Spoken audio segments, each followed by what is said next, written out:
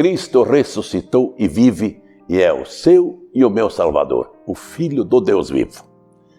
O que a igreja tem a falar? Isto especialmente aparece na carta aos Romanos, no capítulo 5, versículos 6 a 15.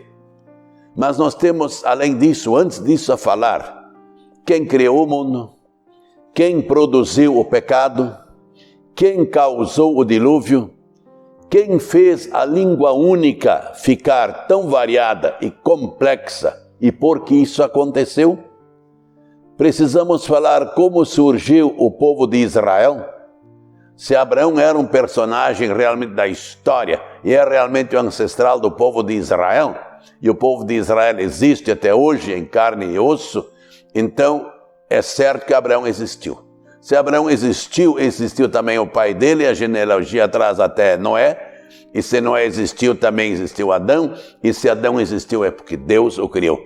Aliás, como a Bíblia tão claramente nos apresenta.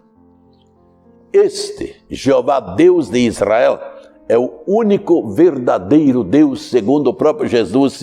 Jesus disse em João 17, 13, que te conheçam a ti, o único verdadeiro Deus, e a Jesus Cristo a quem enviaste. Davi descende de Abraão. Jesus Cristo é o filho de Davi e também filho de Deus, conforme o próprio Deus disse para Davi em 2 Samuel capítulo 7.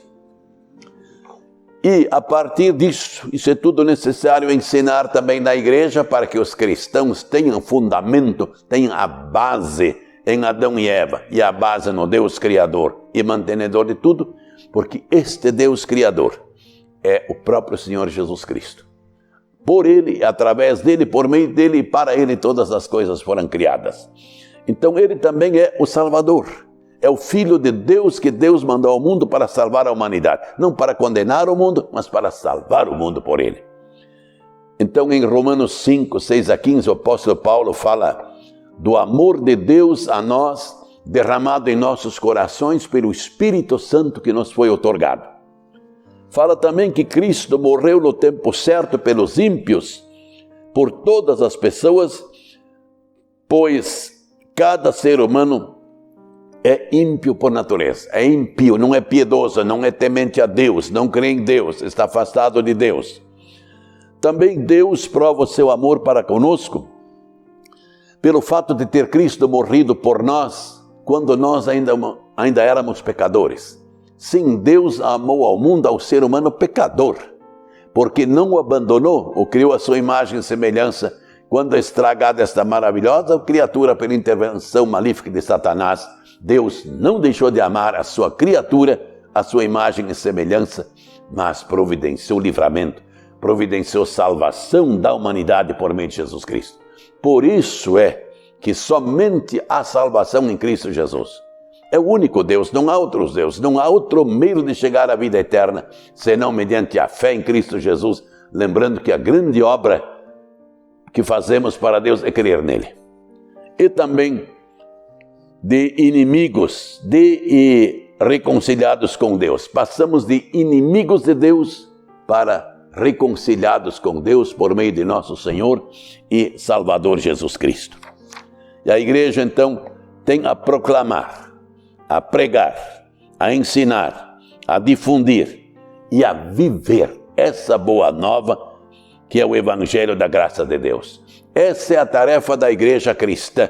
Não é mais por um povo que Deus se manifesta, um só povo politicamente constituído e socialmente, mas é o povo de Deus, a igreja do Deus vivo, a catolicidade da igreja cristã. Catarrolos quer dizer de acordo com todo.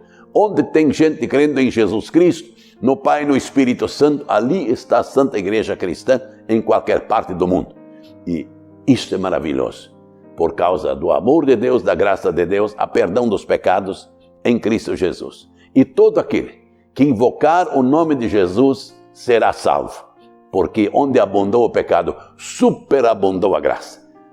Parabéns para nós, graças a Deus, que por meio de Jesus Cristo se reconciliou conosco e nos oferece, por graça, por sua bondade, por sua misericórdia, os novos céus e a nova terra.